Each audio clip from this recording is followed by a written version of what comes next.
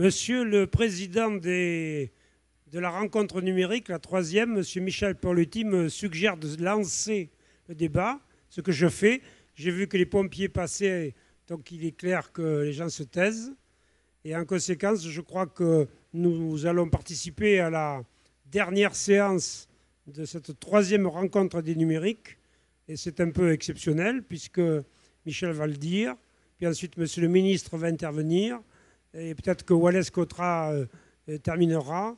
Mais c'est vrai que dans l'heure qui vient, c'est un moment qui sort de l'ordinaire, puisque nous allons être amenés à entendre un petit peu, comment dirais-je, comment le politique, pas la politique, comment le politique assume et propose le développement de la Polynésie en appui des leviers qu'offrent les numériques.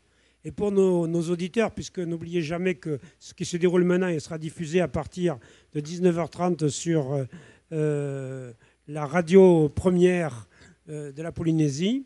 Il faut savoir que nous allons vivre pendant quelques instants quelque chose qui est important, puisque nous allons découvrir des choses qui concernent tous les citoyens polynésiens.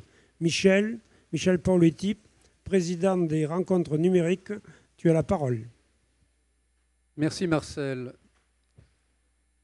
Cette petite aventure des rencontres numériques a commencé il y a environ 3 ans, un peu plus peut-être, à l'initiative de Wallace et de Herimoana. C'était basé sur le fait que le FIFO était quelque chose qui commençait déjà à prendre de l'ampleur, que aussi, techniquement, le FIFO devenait de plus en plus numérique. Mais ce n'était pas seulement ça. Il y avait, je crois, dans la conscience que voulait donner à la Polynésie Wallace et Herimoana, l'idée qu'on n'avait pas, dans l'ensemble de la société, encore perçu l'importance de ce qui se passait en matière numérique. Numérique, ce n'est pas seulement l'Internet, c'est tout ce qu'on fait avec le numérique, et c'est énorme. Et quand la première édition a eu lieu, ça a été l'occasion d'annoncer l'arrivée du câble Onotua. C'était donc déjà un événement. On a donc poursuivi. Il y a eu à la deuxième édition l'annonce par Teva Routledge de ce qu'il allait faire, c'est-à-dire réunir des états généraux. Et déjà, ça montrait que la conscience du numérique était dans la société. Et aujourd'hui, et je vais lui laisser la parole immédiatement, ces échanges, dans le cadre des États généraux, sont arrivés à leur terme, c'est-à-dire qu'il y a un plan du gouvernement, un programme du gouvernement pour que la Polynésie utilise au mieux les éléments de cette numérique que l'on a pu voir partout, mais qui est dans ses prémices en Polynésie, et qu'on en fasse à la fois un instrument de création et un instrument de l'emploi pour des activités à haute valeur ajoutée de tous les jeunes Polynésiens. Voilà. Donc Teva, merci d'être venu. À toi.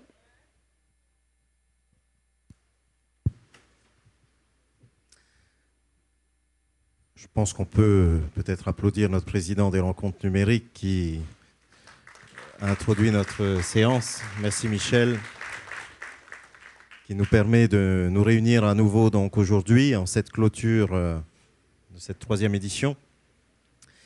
Vous saluez toutes et tous, bien entendu, et en particulier toutes les personnes clés qui ont activement participé aux États généraux du numérique que je revois là. Un certain nombre d'animateurs, de forces de proposition, mais aussi de publics actifs qui ont été parmi le millier de personnes, au total, je le rappelle, qui a participé aux États généraux, 10 000 internautes, plusieurs centaines de propositions faites par mail, plusieurs centaines de propositions faites en direct pendant les ateliers. Donc, mais également les médias qui nous ont beaucoup aidés aussi pour communiquer sur ces grandes rencontres, ces états généraux donc organisés l'année dernière, en droite ligne de ce que nous avions annoncé ici même, donc aux deuxième rencontre numérique.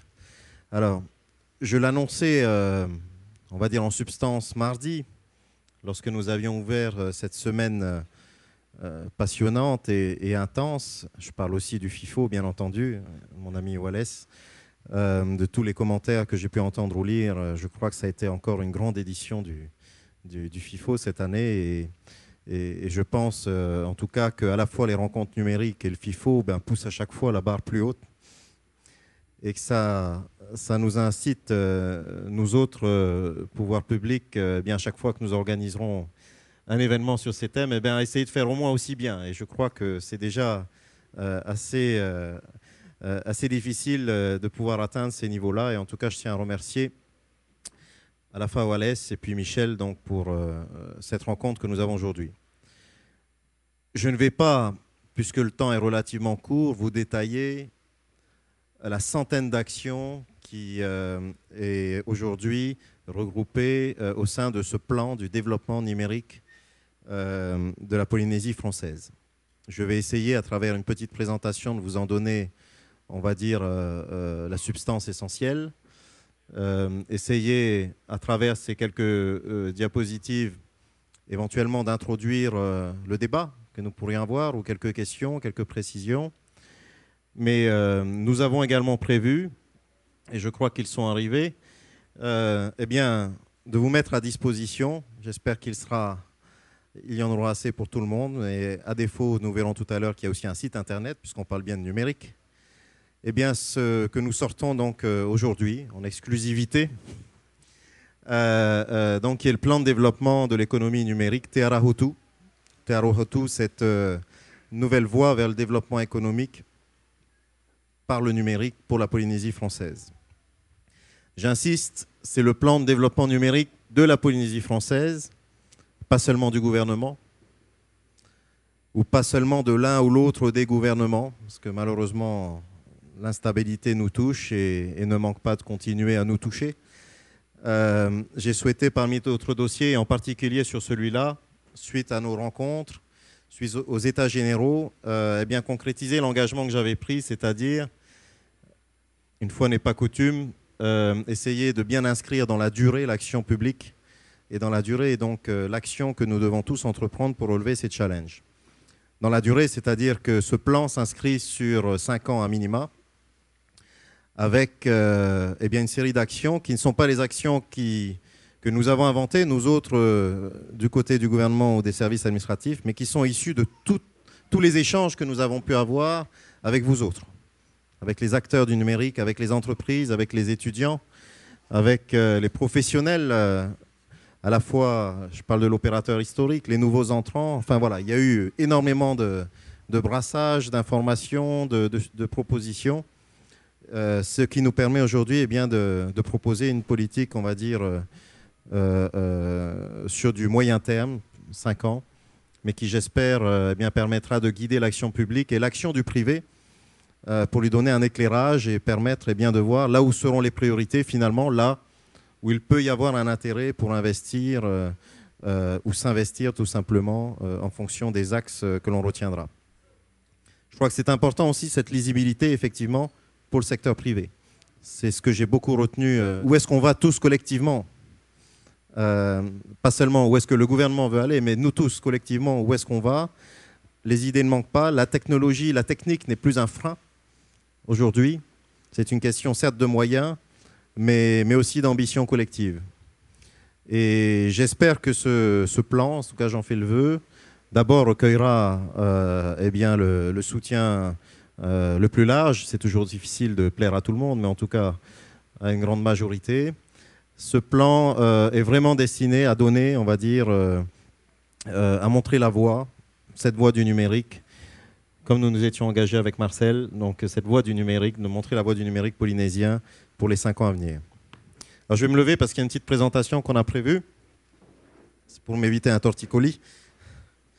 On a essayé d'écrire gros. C'est raté, mais enfin, un beau schéma en toile d'araignée qui, en gros, dans le niveau, avec la courbe bleue, vous montre à peu près le niveau actuel de la situation polynésienne entre le développement des réseaux que vous avez tout en haut, la couverture géographique des connexions, les connexions de la population en fonction des différents types de population, les équipements et les usages. Il faut retenir là plus un schéma que de regarder trop dans le détail, mais il s'agit très globalement de prévoir avec ce plan finalement une avancée sur ces 5 paramètres que je viens de vous évoquer. Une couverture géographique, donc on parle bien, de nos îles les plus éloignées, de nos vallées, de tout ce qu'on a pu évoquer. Mais couvrir les zones n'est pas forcément couvrir toutes les populations, donc il y a une série d'actions qui sont prévues justement pour lutter contre cette fracture numérique, faire en sorte que le plus largement possible les Polynésiens et les Polynésiennes aient accès à ces nouvelles technologies. Développer encore les équipements, on voit l'essor qui est fait, qui est recensé par ce que Marcel appelait les doudous numériques, qui sont en train de se développer, donc les smartphones et tout un tas d'autres équipements. Développer l'usage, et je crois que c'est là où nous avons le chemin le plus grand à parcourir, c'est également ressorti des différentes discussions. Et bien entendu, tout ça ne se fera pas sans les réseaux. On a beaucoup parlé j'ai beaucoup insisté mardi sur la problématique des infrastructures et de leur financement, parce que c'est quand même un grand défi. Je reprenais l'image en conclusion mardi de notre grande région, vaste comme l'Europe. Alors on le dit souvent, mais quand concrètement il faut monter les infrastructures, l'OPT, c'est de quoi je parle. Avec ce grand village, si Papeete était à la place de Paris avec ses 25 000 habitants, quand il faut mettre à Stockholm, mais Stockholm n'a que 400 habitants et 500 à côté à Helsinki, et qu'il faut descendre à Tunis, mais à Tunis avec 600 habitants, et qu'on vous demande d'avoir du très haut débit partout, la téléphonie mobile en 3G, et faire en sorte que tout ça, dans tous les coins de la Polynésie, permette de faire de l'économie numérique. Voilà le challenge qui est en Polynésie. La question ne se pose pas que pour Tahiti, la place Toata et puis Mahina. Et je pense que là, on a une des clés fondamentales.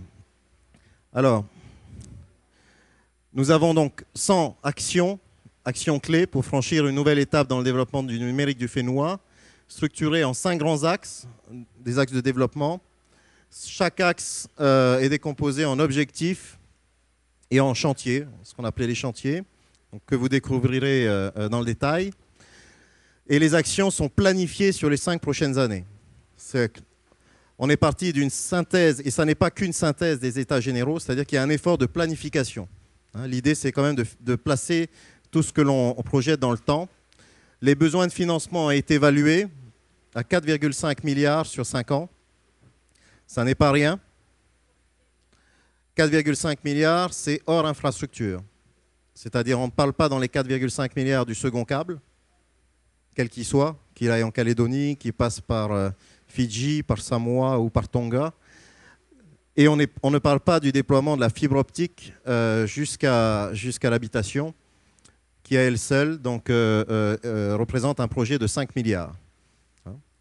Alors qu'aujourd'hui, donc sur 18 milliards, c'est-à-dire que pour l'instant, un second câble, en fonction des options qui seraient retenues, serait autour de 13 ou 15 milliards, en fonction de ce que nous pourrions retenir.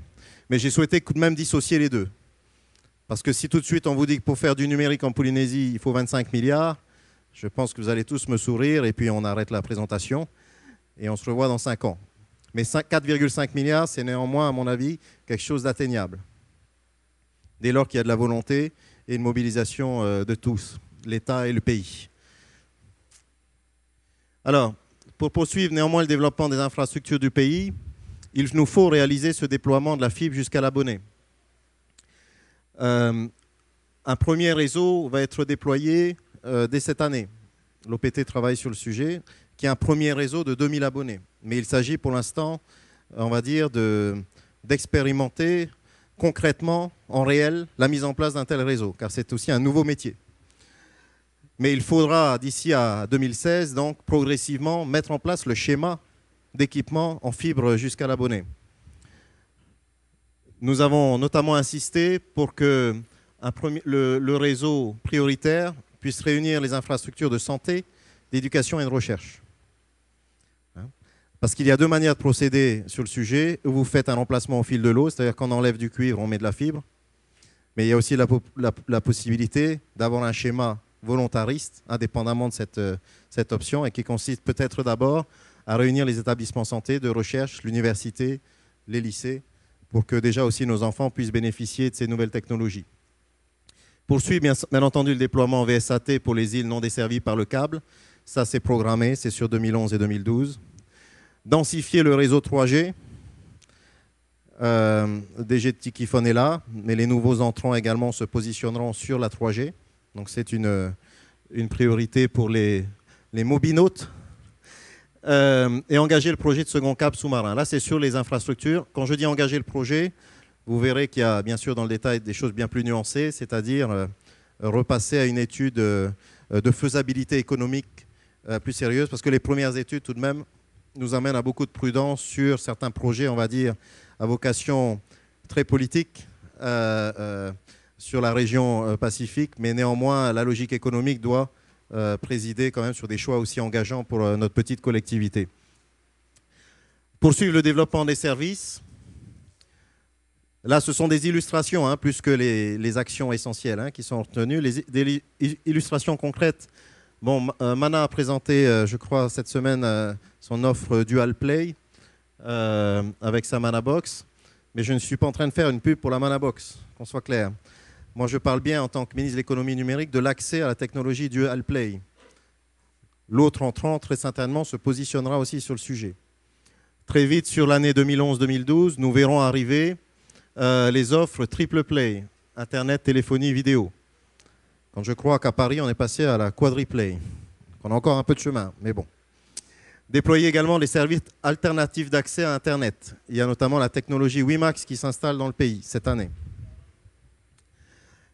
Je ne ferai pas de pub non plus pour celui qui la met en œuvre, mais pour vous dire que donc ces sujets avancent. Et la mise en place et l'organisation de la concurrence par les services, on en a beaucoup parlé, c'était un engagement fort que j'ai pris en début de mandat, c'est bien de favoriser la concurrence, l'entrée de la concurrence dans le pays sur les services. En accompagnement du développement des usages et contenus numériques, donc j'ai proposé, c'est une action concrète, encore une fois on sort quelques actions concrètes, la mise en place d'une aide au développement du numérique. Alors c'est dans un fameux budget qui est un peu en attente de vote à l'Assemblée, mais enfin, c'est inscrit. Et il s'agit d'un budget annuel de 50 millions de francs en faveur des projets de développement de contenu numérique. On est bien sur le contenu. Nous souhaitons passer par la formule de l'appel à projet. C'est-à-dire que je ne souhaite plus qu'on ait cette logique de guichet qu'on peut avoir sur d'autres types d'aides. Là, il y a un appel à projet, c'est donc un concours entre projets. Et le projet qui sera jugé plus intéressant, plus mûr, plus abouti, eh bien, bénéficiera de ce dispositif. Si Dieu et l'Assemblée nous votent ce budget. Ensuite, le développement de la e-administration, c'est une priorité qui a été fixée également dans ce plan numérique. C'est beaucoup sorti des États généraux. Je veux dire, on peut parler de développement du numérique si l'administration ne joue pas le rôle moteur. Eh bien, on va manquer de champions pour tirer le bateau. Alors, ça suppose déjà qu'on se mette bien en situation de champion et qu'ensuite on passe au numérique. Mais je crois que les deux vont de pair et que ça permettra, dans le grand projet de réforme de l'administration qui est en cours, eh bien, de conjuguer en même temps ce passage à la dématérialisation des procédures, des documents administratifs. Et il y a un certain nombre de projets pilotes qui sont déjà en cours d'études, de développement. Développement de la e-santé, je crois qu'il y a eu un débat très intéressant aussi cette semaine.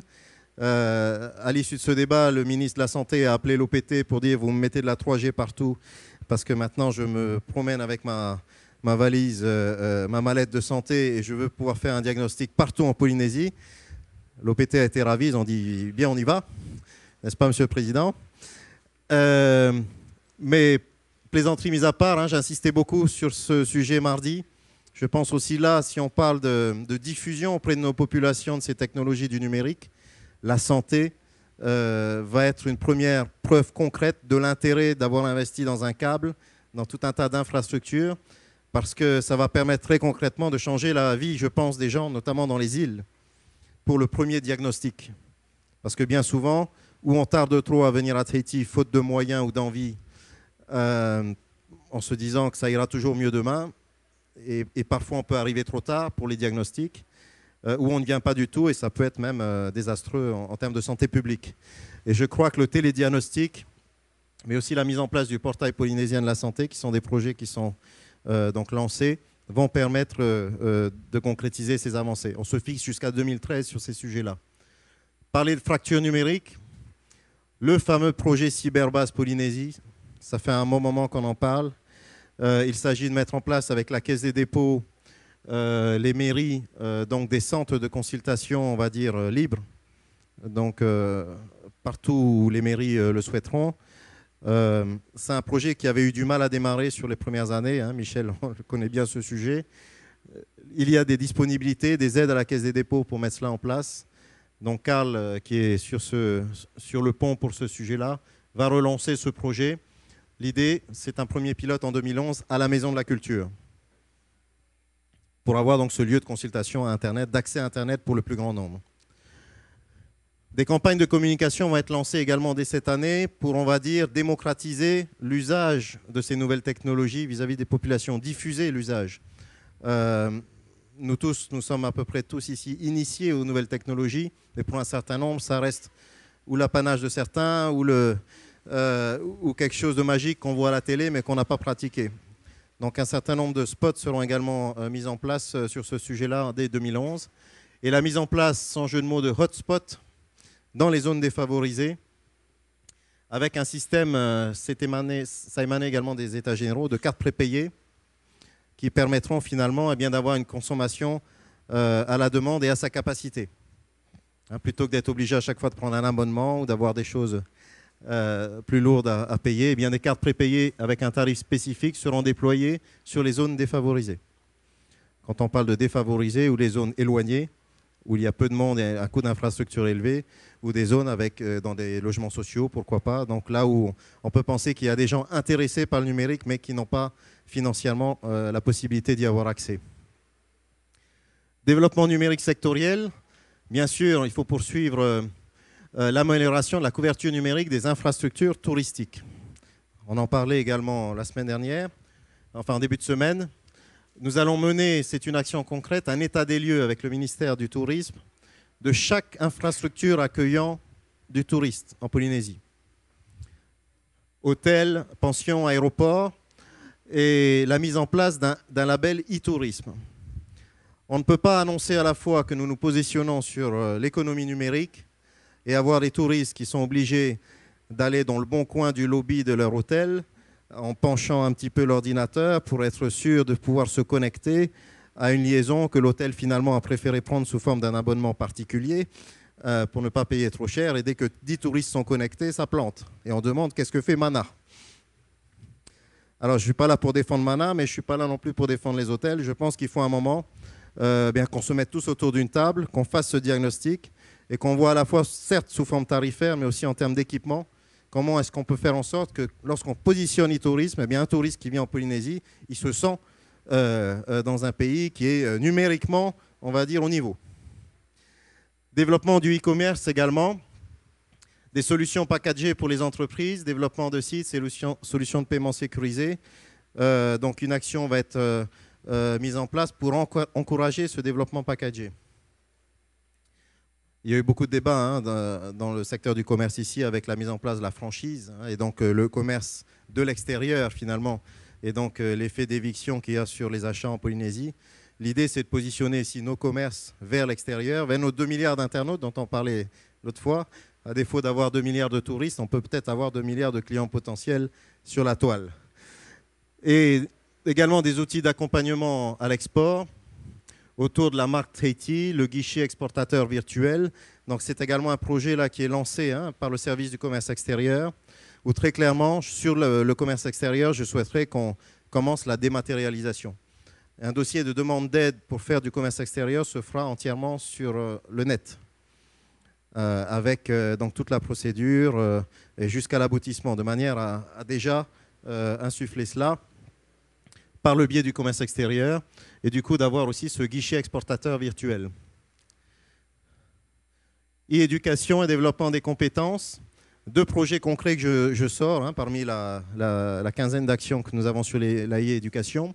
Un projet d'école numérique en partenariat avec le ministère de l'Éducation, l'OPT, pour développer l'accès aux nouvelles technologies dans tous les établissements scolaires du pays. Donc il y a un recensement qui a été fait des besoins, une cartographie, une priorisation. On a eu 2 réunions déjà. C'est un projet qui va démarrer dès cette année, à la rentrée prochaine très certainement, mais qu'il faut démarrer maintenant. Et également le projet Web School, lancé par l'ICEP, qui consiste à mettre en place une formation continue au métier du web pour tous. Donc un projet particulièrement intéressant également, qu'on souhaitait divulguer pendant ce FIFO et qui fera l'objet également d'un point presse particulier, très certainement la semaine prochaine. Donc 2 projets majeurs sur la e-éducation. Si on parle de gouvernance et d'outils, le constat quand même des états généraux du numérique, c'est que finalement une communauté numérique s'était créée ou recréée, parce qu'il y en a eu par le passé. Il y a eu l'IPCOM, pour ceux qui en avaient fait partie, dans le cas du projet METOA. Mais depuis, ça s'est un peu, on va dire, diffus et un certain nombre d'acteurs ne se rencontraient plus forcément autour de ce sujet. Nous poussons fortement, mais je dis bien nous poussons parce que nous souhaitons que ça vienne tout de même du secteur privé, pour la création de cette association Te Arahutu. Je ne souhaite pas que ce soit une association gouvernementale ou gouvernementaliste.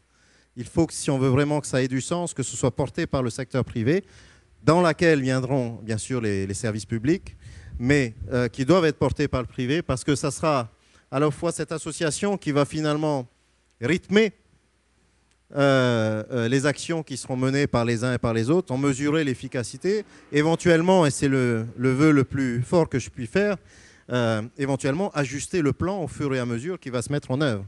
Parce qu'on n'a pas la prétention d'avoir écrit une nouvelle Bible fin janvier 2011. Création de la direction de l'économie numérique, c'est également une action qu'on va lancer tout de suite. La création est prête. Il nous manque un conseil des ministres pour pouvoir valider tout cela, qui va consister à regrouper la délégation au développement des technologies de l'information et de la communication, la DDTIC, le service des postes et télécoms et le service de l'informatique de Polynésie. Moi, je ne conçois pas qu'on ait un service de l'informatique d'un côté et qu'on parle de nouvelles technologies d'un autre.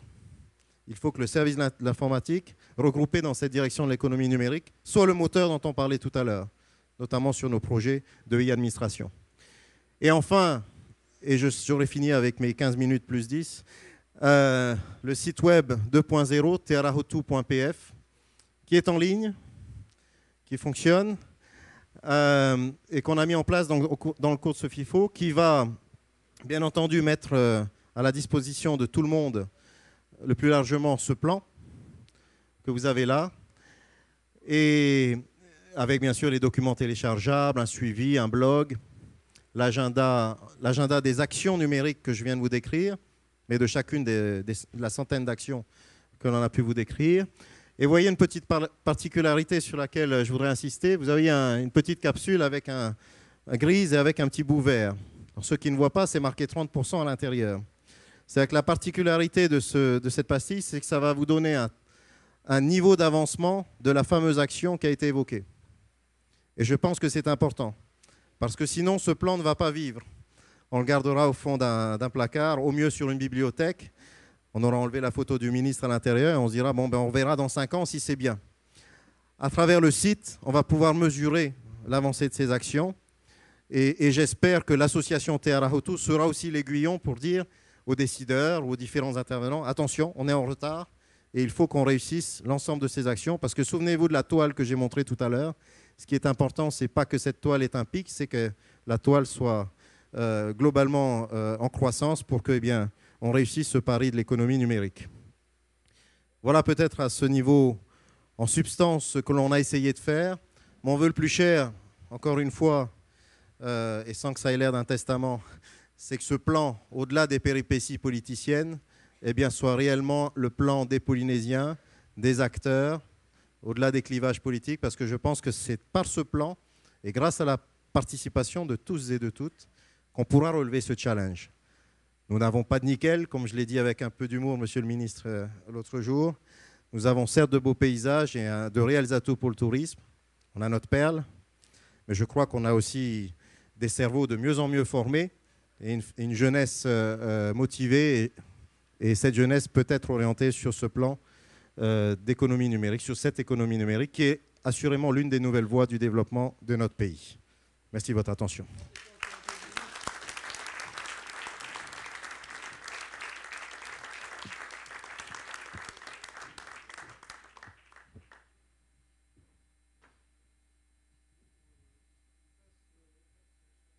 Là, une petite période de questions. Le ministre a été tout à fait d'accord dans une limite assez courte, hein, d'une quinzaine de minutes, pour répondre à des questions si vous le désirez. Puis après, nous clôturerons cette troisième session. Voilà. Je propose aussi parallèlement de distribuer les exemplaires que nous avons. Et si vous n'en avez pas tous, eh bien, on tâchera d'en laisser vos coordonnées, on tâchera de vous le faire parvenir. Voilà.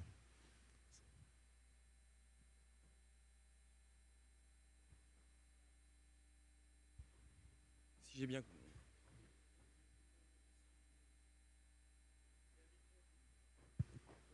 Donc, si j'ai bien compris, il faut 4,5 milliards pour mettre 1, 2, 1, 2, 1, 2. Si j'ai bien compris ce que vous avez dit au début, il faut 4 milliards et demi pour mettre en place ce plan.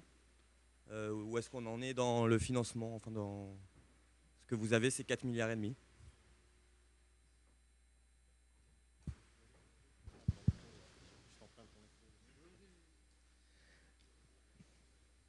Je pense que si on a trouvé 40 milliards pour faire un hôpital, on peut trouver 4 milliards et demi pour faire l'économie numérique. Ma réponse est un peu directe, mais voilà, hein, je crois que...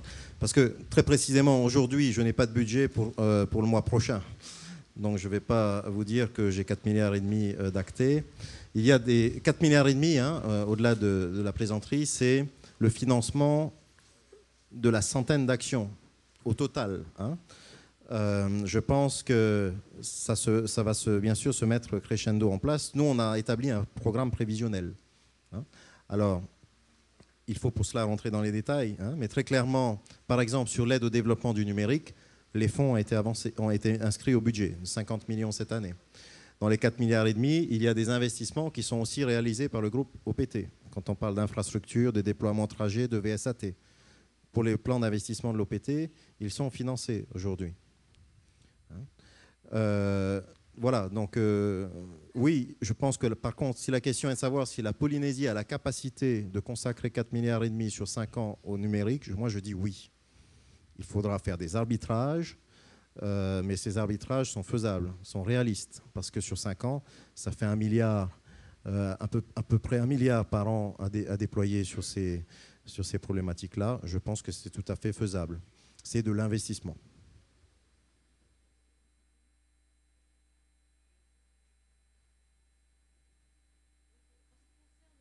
L'aide à la création numérique, en fait. Donc ça, c'est un projet, les 50 millions sont inscrits dans le budget, c'est bien cela, mais ça doit être soumis à l'Assemblée, c'est bien ça, hein, on est d'accord. Donc aujourd'hui, les projets ne peuvent pas être présentés, il faut... Non, j'ai besoin que ce soit voté d'abord. Mais dès lors que ce sera voté, donc il y a également une délibération qui met en place l'aide, hein, l'aide en question, c'est-à-dire qu'il y a le financement dans le budget, puis la délibération met en place le dispositif en lui-même. Donc ces deux textes sont prêts, donc, mais doivent être votés. Voilà, doivent être votés par l'Assemblée. Ça se fera un jour ou l'autre, hein, de toute façon. Ce qui est important, je crois que c'est que ce soit mis en place. Et ce qui me semble intéressant, c'est cette formule de l'appel à projet. Ça va mettre en compétition eh bien, les porteurs de projets. La commission, très clairement aussi là, réunira bien entendu des professionnels, comme on le fait sur la PAC, qui aujourd'hui réunit très largement des professionnels. Le secteur public est minoritaire, en tout cas dans ses interventions. Et je crois que c'est un modèle vertueux qui va permettre, j'espère, de faire émerger de nombreux projets chaque année. Ouais.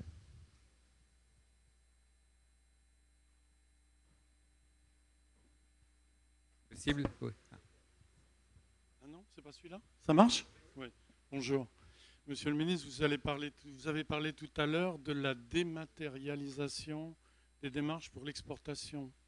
Je voudrais savoir à quand la dématérialisation de toutes les démarches administratives en Polynésie. C'est un objectif du plan. Hein. Donc, je vais commencer pour ma part par tous les secteurs qui me sont confiés. Donc, le commerce extérieur dès cette année, les affaires économiques vont y venir, l'industrie et les métiers. Donc, une dizaine de services sont placés aujourd'hui sous ma responsabilité. Très clairement, je serai pushy sur le sujet.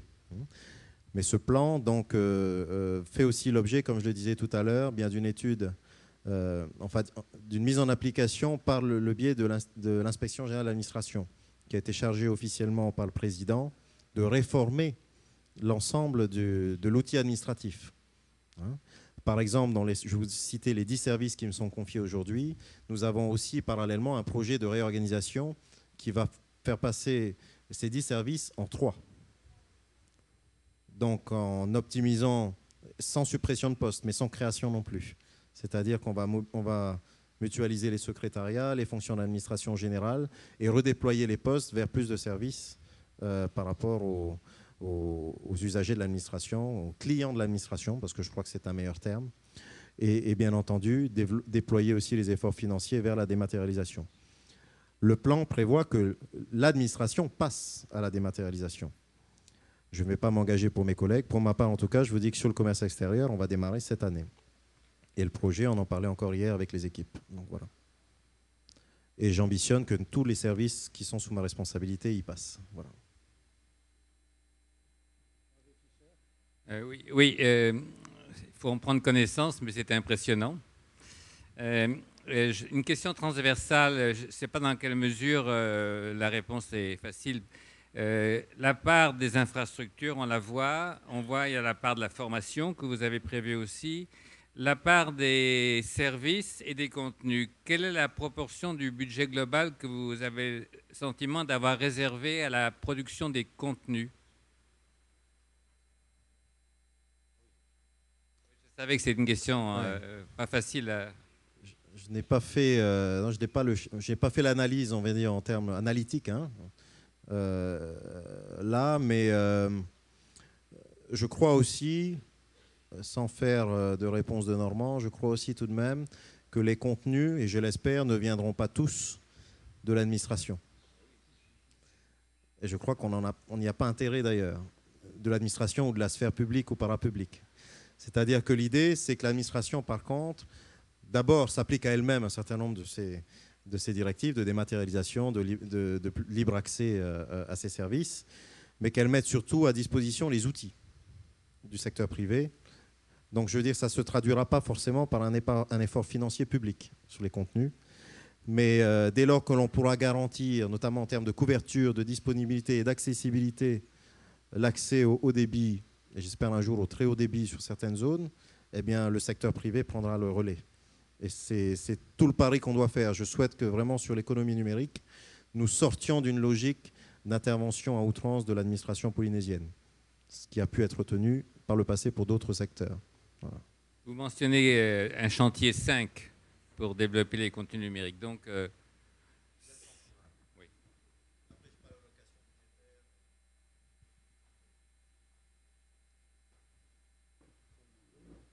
Il y a toujours celui du centre. Encore 6 minutes de questions si vous voulez.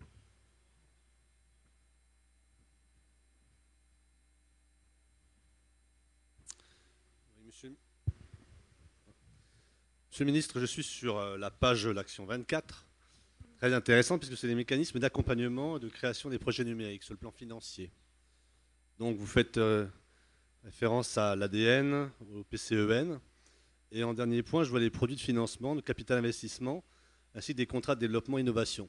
Ce matin, précisément, lors du débat, des entreprises polynésiennes présentes faisaient la remarque de la difficulté d'avoir un soutien des banques dans le développement de projets numériques innovants, de projets numériques tout court. Est-ce que dans votre démarche, vous avez prévu un accompagnement géré du milieu bancaire, je ne sais pas si c'est par la Sofidep ou un autre moyen, de façon à ce que cette économie virtuelle dont ils ont beaucoup de mal à considérer qu'elle il n'y a pas forcément un risque plus important qu'un autre, mérite un accompagnement financier.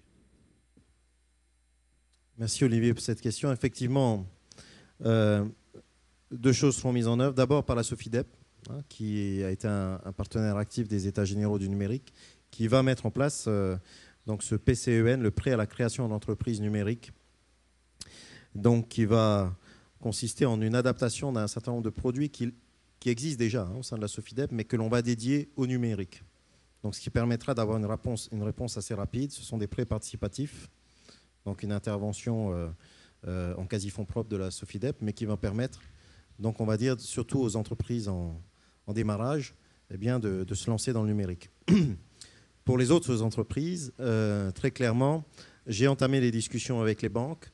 Les banques souhaitaient, mais comme à l'époque sur la périculture, comme sur un certain nombre de secteurs aujourd'hui plus en difficulté, souhaitaient que l'on comble ce qui manquait cruellement, c'est-à-dire cette vision globale. Dès lors, je l'espère et j'ai bon espoir, parce que je vais retourner les voir maintenant, que nous avons un plan cohérent sur les 5 axes qu'on a évoqués et une intervention claire du pays sur un certain nombre de niveaux. Eh bien, je souhaite également qu'elle puisse prendre le relais et mettre en place des produits spécifiques. Ce qui pourra également passer par le système de mise en place de fonds de garantie également, qu'on évoquait. C'est-à-dire que ça a été évoqué beaucoup pour le secteur primaire. Si nous identifions bien, et c'est le cas en tout cas pour le gouvernement, ce secteur du numérique comme une des nouvelles priorités du pays, eh bien j'ai bon espoir, mais j'irai frapper aux portes des banquiers pour qu'on puisse ensemble mettre en place ces produits. Là, ce sont des projets. La SOFIDEP, c'est acté. SOFIDEP met en place ces prêts donc pour ces PCEN, ces prêts à l'économie numérique. J'ai également pris des contacts avec Oseo en métropole, qui, notamment sur les questions de capital investissement, pourrait nous donner un sérieux coup de main. Ouais. Je peux poser une question aussi. Je voulais savoir quelle est la connexion avec le plan national, plan français, donc, de développement de l'économie numérique. Il n'y a pas de connexion, on va dire, au sens institutionnel du terme, puisque nous sommes en plein exercice de l'autonomie de la Polynésie française. Par contre, il y a très clairement des connexions avec les institutionnels qui interviennent au niveau national pour le plan numérique. Je vois par exemple la Caisse des dépôts lundi après-midi à Paris sur les problématiques de fibre optique jusqu'à l'habitant, sur les problématiques donc, de grand emprunt national. Donc c'est-à-dire qu'on aura plutôt des ramifications sur les outils mis en place par le plan national, mais plus que sur la définition des actions, qui là a été plutôt une définition locale, mais clairement en s'inspirant quand même de ce qui s'est fait dans plusieurs régions différentes de France, mais également aussi un peu à l'étranger. On est notamment allé voir aussi ce qui se faisait au Canada. Voilà. Je disais Hervé qu'on est allé aussi voir ce qu'on faisait au Canada, mais...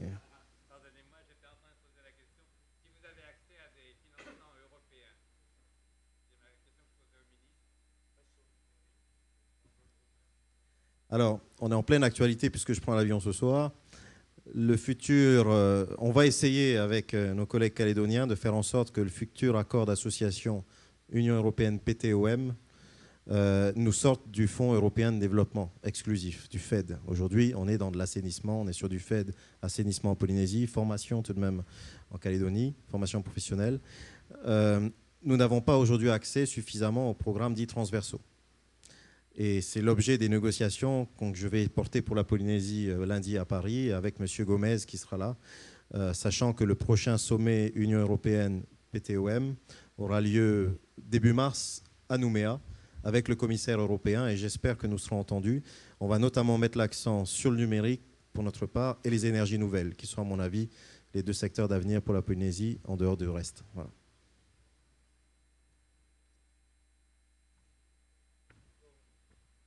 Comme promis au ministre, il est temps de conclure. Donc avant de clore cette troisième édition des rencontres numériques, je voulais vous dire que sur ces 3 éditions, ce que nous avons constaté, c'est une progression remarquable du niveau du débat.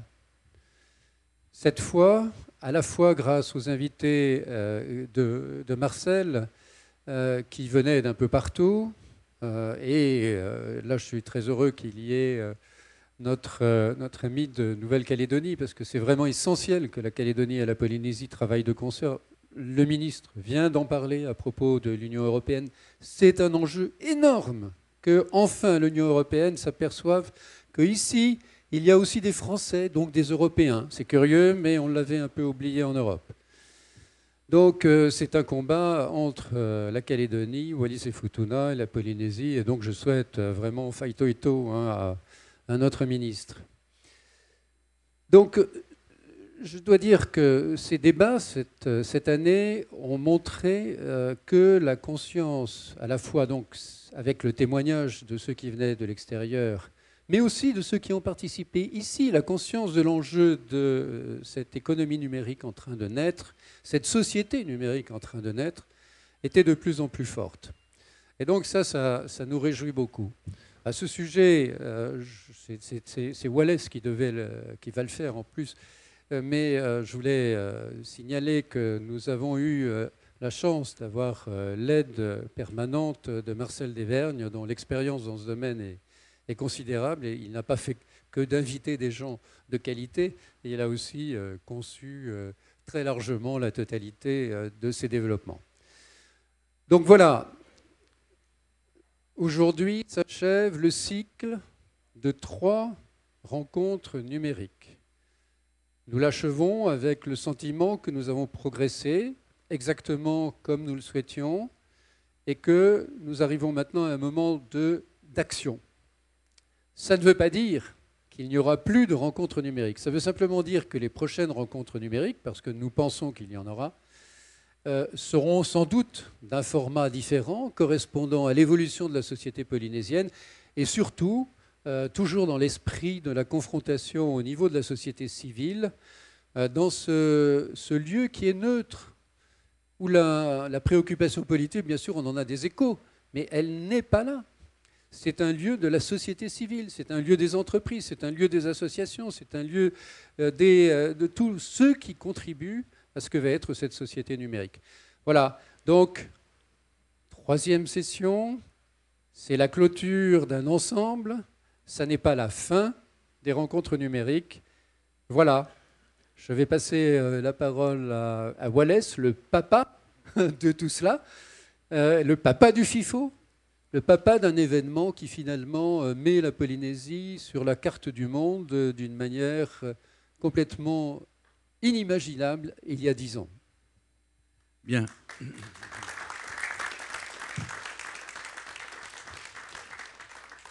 Ce n'est pas pour vous parler du numérique, c'est simplement pour vous dire merci à tous d'avoir participé, au nom de l'association, d'avoir participé à ces rencontres. La particularité de cette 8e édition du FIFO, c'est finalement la visualisation de 2 villages. Le village des images et de l'Océanie d'aujourd'hui et le village du numérique qui émerge dans cet espace. Et nous pensons au FIFO que le dialogue entre ces 2 villages est essentiel pour l'avenir de l'Océanie. Et le fait que vous vous trouvez au milieu, c'est bien. C'est exactement là où il faut ouvrir cet espace de parole pour que notre intérêt, ce n'est pas seulement de montrer les évolutions technologiques, mais de discuter des stratégies que nous, les petits peuples du Pacifique, nous pouvons impulser pour que dans ce grand mouvement de la mondialisation, il y a à la fois l'ouverture au monde nécessaire et la préservation de ce que nous sommes les uns et les autres. Et je le disais hier à la mairie de Papeete à Michel Buyard, au fait que même dans ce monde très mondialisé et numérique, il y ait une saveur, un rythme et un parfum qui ressemblent à l'Océanie. Et merci beaucoup de votre participation. Le souhait du FIFO, c'est que ces rencontres-là soient maintenues pour encore une période de 3 ans sans doute. On verra comment précisément l'organiser, mais on souhaite que ça reste à l'intérieur du FIFO et que nous continuions nos réflexions pour l'avenir de la Polynésie et pour l'avenir de l'Océanie. Merci beaucoup.